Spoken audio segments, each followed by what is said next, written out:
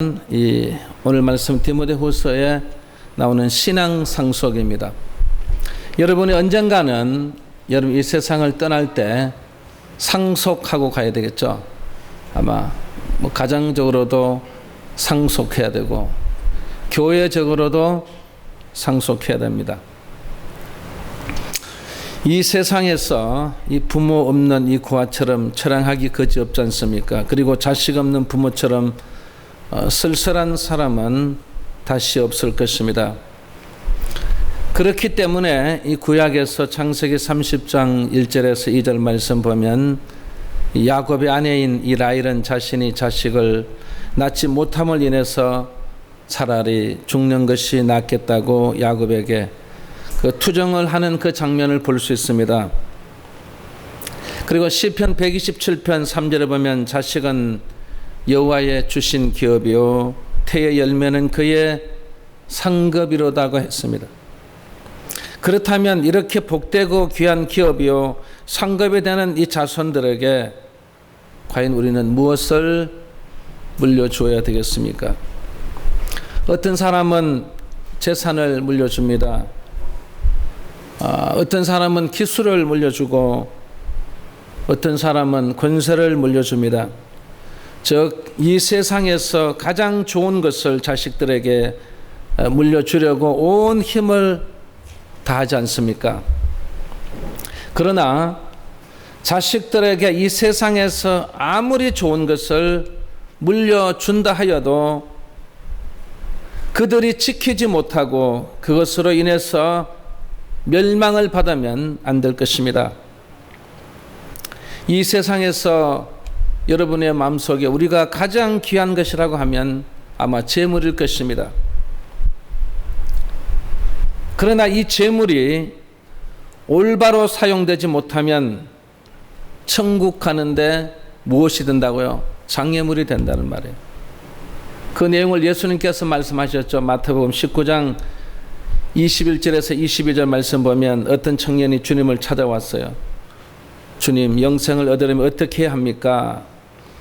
주님께서 그 사람을 볼 때 그 사람에게는 재물이 그를 방해하고 장애물이 된다는 것을 발견하고 주님께서 이렇게 말합니다. 내 재산을 다 팔아서 가난한 자들에게 나누어 주고 너는 와서 나를 쫓으라고 말씀했을 때 그 청년은 천국보다도 자신의 재물에 더 많은 관심을 가짐으로써 그는 근심해서 그래서 그는 돌아갔다고 했습니다. 그러므로 우리들은 우리 자식들에게 외형적인 것보다 살아가는데 필요한 근본적인 것을 물려주어야 할 것입니다. 그러면 가장 근본적인 것이 무엇이냐 말이죠. 가장 근본적인 것, 즉 무엇을 물려줘야 되는 말이죠. 우리 자녀들에게 무엇을 물려주는 게 가장 효과가 있을까? 그 말입니다.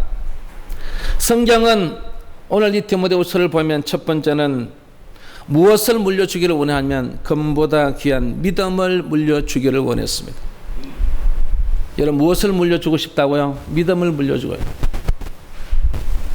또 내 자녀에게 우리 영혼 재단에도 영적인 자녀들에게도 제일 먼저는 우리가 믿음을 물려주어야 합니다. 사람이 현세에서 완전한 인격을 이루고 많은 재물을 가지고 이 세상의 문명과 문화를 다 누린다 해도 그것으로 완전히 행복한 것은 결코 아닙니다. 문제는 무엇입니까? 천국과 지옥의 내세가 있다는 사실입니다.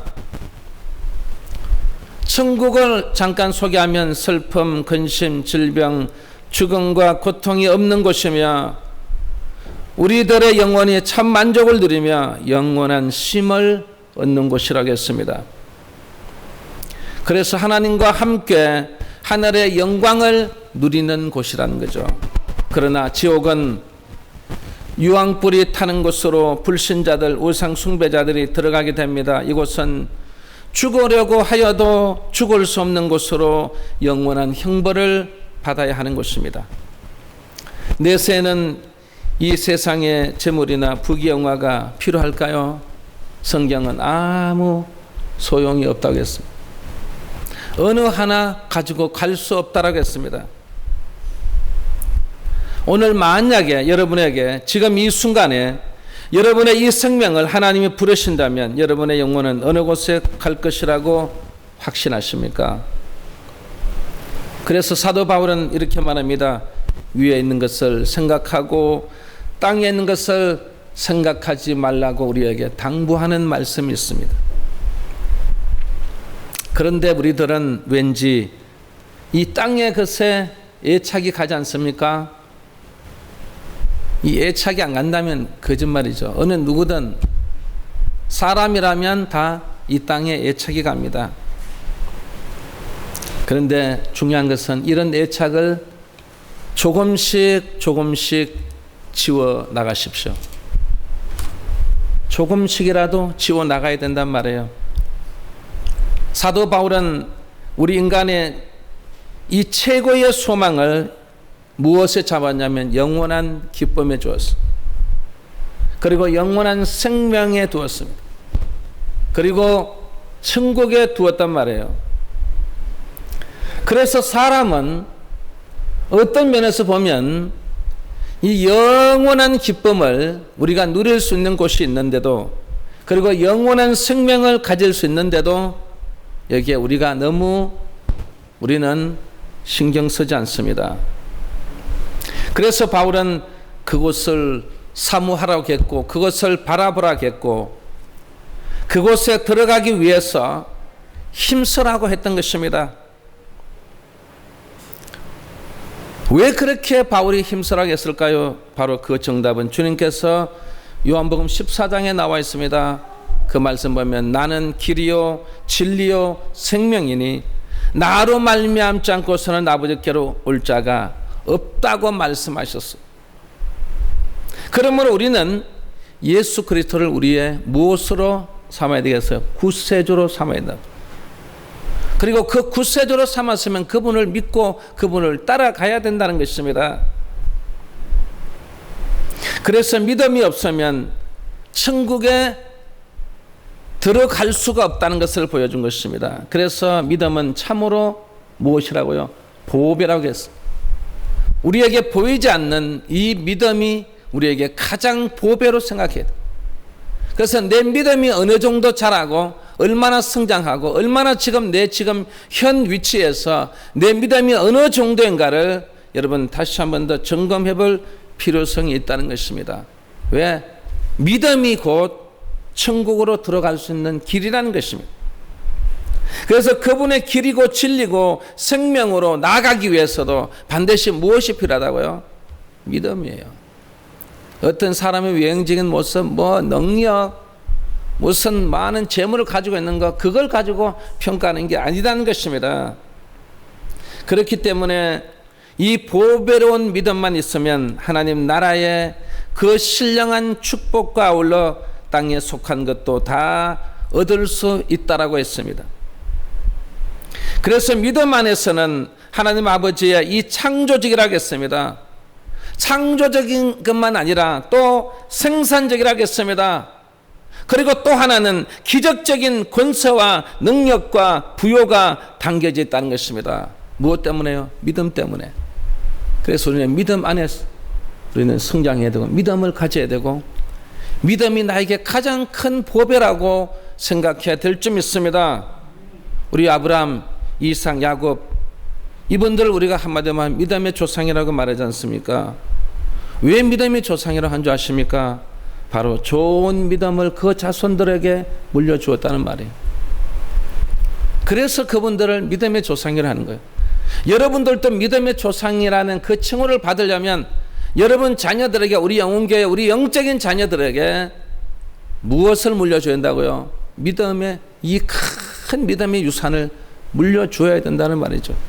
우리 장로님 생각하면 큰 믿음을 가지는 그 믿음 우리가 본받아야지. 그래서 너희들이 이 믿음을 본받아라. 저는 그 믿음을 본받고, 우리 권사님들의 그 믿음을 보고 그 권사님들의 믿음을 본받아야 되겠다.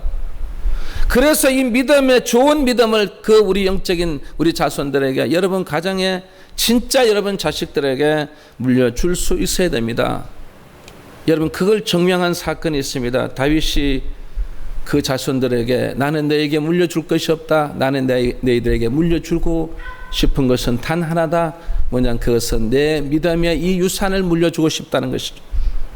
그래서 그 믿음의 그 후손들에게 이 다윗이 기도합니다. 하나님, 제가 이 마지막 숨을 거두는 이 순간에 우리 자자손손이 믿음으로 살아가게 해주시옵소서. 여러분, 돈 많이 벌고 부흥 발전하고 무슨 많은 부를 누리게 달라고 기도한 것이 아니라 다윗은 뭐라고 기도했다고요? 우리 후손들이 믿음으로 나아가게 해주시옵소서. 믿음의 부자가 되게 해주시옵소서. 그리고 다윗은 숨을 거둡니다. 이스라엘이 얼마나 많은 범죄를 저질렀습니까? 하나님께서 노하셔서 정말 다 멸하고 싶은 마음을 갖고 있었습니다. 그런데 누가 생각이 나요? 다윗을 생각하사 이 유다를 멸망시키시는 것을 멈추었다고 말씀하셨어요. 그만큼 믿음이 중요하다는 것을 보여준 것입니다. 또 우리 이 무디 목사님의 가정을 제가 잠깐 설명하면, 이 무디 목사님의 이 어머니는 자녀를 9명이나 기르면서도 끝까지 신앙으로 믿음으로 양육했는 그 어머니십니다. 그런데 이 남편이 일찍 죽자 온 친척들이 말하기를 몇 명은 구하원에 보내고 몇 명은 이 친척 집에 보내라고 했을 때, 이 무디 목사님의 어머니는 이 팔 소매를 딱 걷어붙이고 내 이 두 팔에는 아직도 힘이 남아있다고 했어. 정말 이 어머니의 힘 아닐까요, 여러분? 그리고 나서 하는 말이, 나는 이 두 손에 하나님의 말씀인 이 성경이 있기 때문에 제가 키울 수 있습니다. 그래서 그 9명의 자녀를 정말 말씀과 믿음과 기도로 양육했어요. 나중에 보세요, 여러분. 미국에서 가장 영향력 있는 가장 훌륭한 무디 목사님을 탄생시켰고, 그리고 그 자녀들이 자자손손이 다 잘 되었습니다. 여러분, 왜 그렇게 잘 됐단 말입니까? 바로 이 믿음의 복을 받았다는 말이에요. 그 어머니의 믿음을 9 자녀에게 심어줌으로써 그 자녀들이 물려받은 다른 물질이 아니고 명예가 아니고 권세가 아닌 이 믿음의 그 유산을 물려받음으로써 그 자손들이 자자손손이 지금까지도 그 복을 누리고 있다는 것입니다. 여러분, 반면에 이 독일의 이 나치당 개수인 여러분 히틀러를 잘 아시죠? 이 히틀러의 어머니는 히틀러가 어렸을 때 난폭했을 때, 그리고 유대인을 정오했을 때 전혀 이 자식에게 어떤 터치를 안 하는 거예요. 여러분, 이런 정오를 가지면 너는 성경대로 살아야 돼. 너는 성경 말씀대로 살아야 되기 때문에 너는 어떻게 원수를 용서해야 되고 어떤 모든 이런 부분들을 부모가 자식에게 교육을 양육하고 믿음으로 여러분 자라겠더라면 그런 결과가 나타나지 않았겠죠. 그런데 보세요. 그 결과를 보세요. 전쟁을 일으켜서 수많은 사람을 죽이게 하고, 여러분 이 유대인 600만 명을 여러분 정말 잔인하게 살해하고 그 죄악을 저지르고 결국은 자신도 나중에 보세요. 멸망을 당할 수밖에 없는 존재가 되고 말았습니다. 이것은 바로 이 히틀러의 어머니는 그 자식에게 무엇을 물려주었다고요? 바로 죄악의 씨를 물려준 것입니다. 그럼으로써 이 자식은 다 멸망을 당했습니다. 여러분, 성경에다 보세요. 믿음의 유산을 물려준 사람들은요 다 잘 됐어요. 그런데 이 믿음의 유산을 물려주지 않은 사람은 나중에 보면 결과가 마지막 어떻게 해요? 비참한 비극 속에 끝나는 것을 볼 수 있습니다. 오늘 본문에도 이 디모데는 그의 외조모 로이스와 어머니 유니게로부터 지상에서 가장 큰 무형의 유산인 무엇을 물려받았다라고요? 믿음을 물려받았다는 것입니다. 그가 믿음을 물려받았으므로 그는 정말 그 믿음을 가지고 이 디모데는 살아갑니다. 그래서 나중에 이 바울이 뭐라고 말한다고요? 디모데는 진짜 훌륭한 목회자라는 거죠. 훌륭한 목회자. 그리고 많은 사람을 구원하였던 것입니다. 그러므로 성도 여러분들도 후손들에게 이 멸망의 유산을 물려주지 말고 금보다도 더 귀한 이 믿음을 유산으로 물려주어서 영원히 잘 때는 이 축복을 누리게 해주어야 될 줄 믿습니다. 두 번째는 과연 우리는 무엇을 물려줘야 될까요? 바로 이 두 번째는 하나님을 아는 신앙을 물려주라겠습니다. 하나님을 아는 신앙. 하나님을 모르는 신앙이 아니고 하나님을 아는 신앙. 하나님에 대해서 알아야 된다는 말이에요. 하나님에 대해서 알지 못하면 아무런 의미가 없는 것입니다. 여러분, 그 내용이 출애굽기에 나오지 않습니까? 출애굽기에 누가 나와요? 모세가 나오죠. 이 모세는 불우한 환경 속에서 태어났어. 요셉의 은덕을 모르는 새 왕의 강압 정치는 날로 심해졌습니다. 이스라엘 민족이 날로 강성해 가는 것을 막으려고 히브리인이 남자아이를 낳으면 죽여 없애고 여자아이가 태어나면 기르라고 하는 이 말살 정책을 실시하였습니다. 바로 이런 상황 속에서 모세가 태어난 것입니다. 그의 탄생은 곧 죽음을 의미하는 것이었습니다. 그러나 하나님께서 이 모세를 믿음의 가정에 태어나게 하셔서 3개월 동안 숨겨 키우게 하셨고 3개월이 지나자 아이의 울음소리가 너무 커서 더 이상 숨겨서 키울 수가 없었어요. 그리하여 모세를 이 갈대 상자에 역청을 바른 후 그곳에 담아 나일강에 띄워서 내려 보냈습니다. 그런데 하나님께서는 이스라엘 이 민족을 돌아보시고자 애굽의 공주를 나일강에서 목욕하게 함으로써 어린 모세를 발견하고 건져서 자기 양아들로 삼아 이 애굽의 왕궁에서 자라나게 된 것입니다. 그 광경을 지켜보았던 이 누이 이 미리암이 공주에게 유모를 소개합니다. 바로 누구를 소개합니까? 바로 이 모세의 친어머니 요게벳을 소개했어요.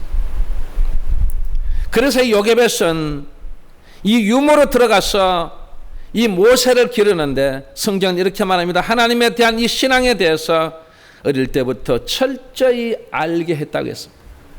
여러분, 하나님에 대해서 철저히 알아야 됩니다.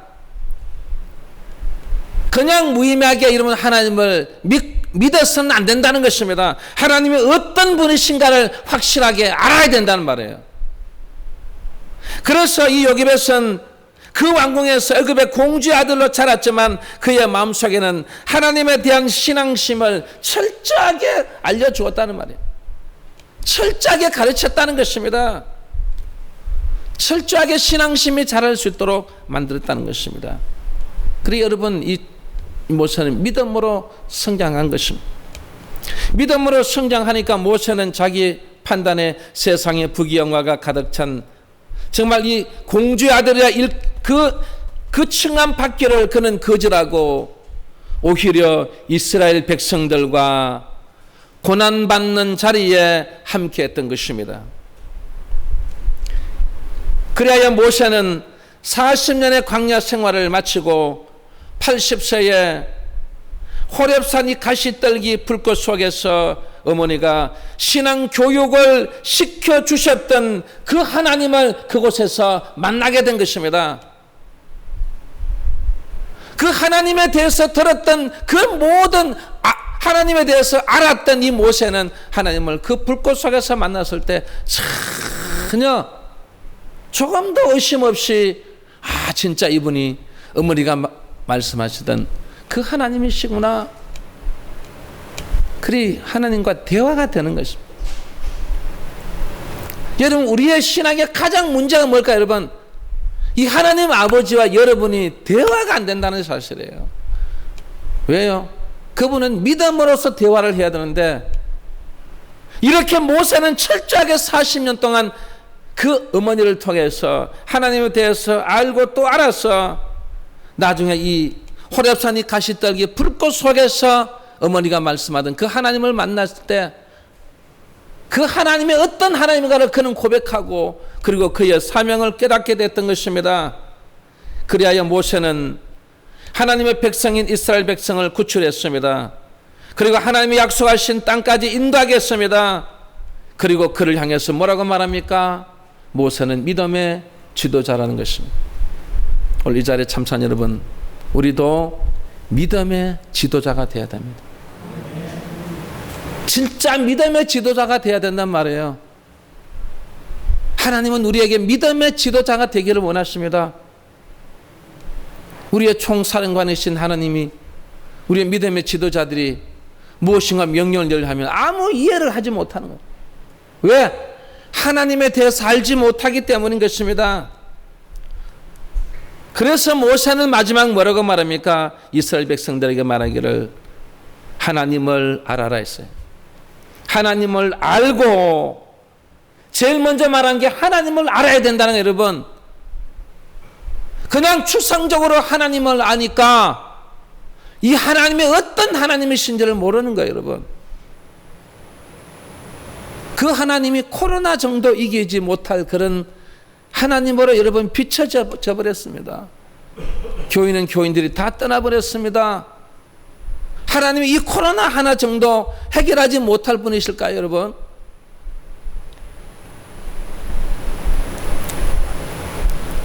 이 세상 모든 것을 창조하신 분이신데 그분을 안다면 그런 마음을 가지지 아니할 것입니다.